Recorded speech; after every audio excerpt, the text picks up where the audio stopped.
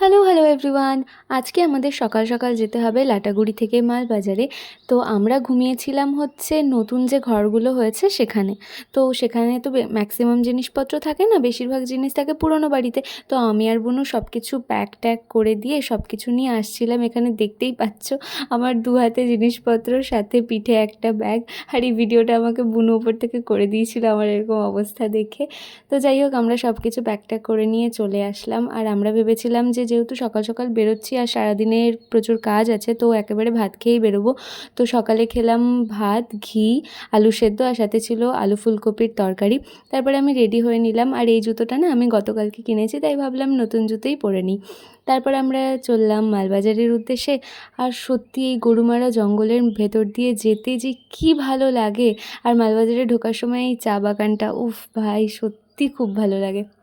তারপর আমি আর বুনু বসেছিলাম, আর মা আর বাবা গিয়ে যে কাজগুলো ছিল সেগুলো করছিল। আর আমরা না দাঁড়িয়েছিলাম একটা স্কুলের সামনে। আর সেই স্কুলের টিফিন পিরিয়ডে এত দোকানপাট বসেছিল, আমাদেরও দেখে খুব ইচ্ছে হলো একটু ফুচকা খাওয়ার। তো আমি আর বুনু খেলাম। মাও ভেবেছিল খাবে, কিন্তু সেদিন যেহেতু নিরামিষ ছিল আর ফুচকায় পেঁয়াজ ছিল জন্য আর খেতে পারিনি। তারপর আমরা গেলাম একটু ফ্ল্যাটে দেখতে কতটা কাজে গিয়েছে না গিয়েছে, কারণ গতকালকে তো আমরা গিয়েছিলাম সন্ধেবেলা। ওই ফোনের ফ্ল্যাশ দিয়ে যেটুকু দেখা যায় সেটুকুই দেখেছি, যেহেতু ইলেকট্রিসিটির কাজ এখনও হয়নি। তাই ভাবলাম দিনের বেলা গিয়েও একবার দেখে আসি কেমন কি হয়েছে, কতটা কাজ এগিয়েছে সেগুলো। আর সেগুলোই এখানে দেখছিলাম। ব্যালকনিতে গিয়ে ভিউটা দেখলাম, সেটা তো খুবই সুন্দর লাগলো। আর তারপর আমরা একটু ছাদেও গিয়েছিলাম। আর ছাদ থেকে ভিউ তোমাদের কিভাবে আমি বোঝাই ভিডিওতে, আমি তো এত সুন্দর ভিউ ভিডিওতে কিছুতে বোঝানো সম্ভবই না। ওই যে দূরে দেখছো পাহাড় দেখা যাচ্ছে, দেখে যে মনটা কি ভালো হয়ে গেল।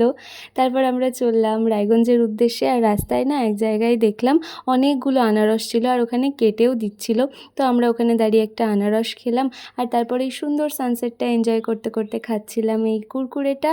আর তারপর বাবা বলল যে একটা জায়গায় ঝুড়ি বুন্দিয়া খুবই ফেমাস আর খুবই ভালো বানায় ওখানে। তাই আমরা ওখানে গিয়ে খেলাম, সত্যি খুবই ভালো ছিল খেতে। আর ওখানে চাটাও না ভীষণ ভালো ছিল। তারপর চলে আসলাম বাড়ি। Okay bye, see you in the next blog.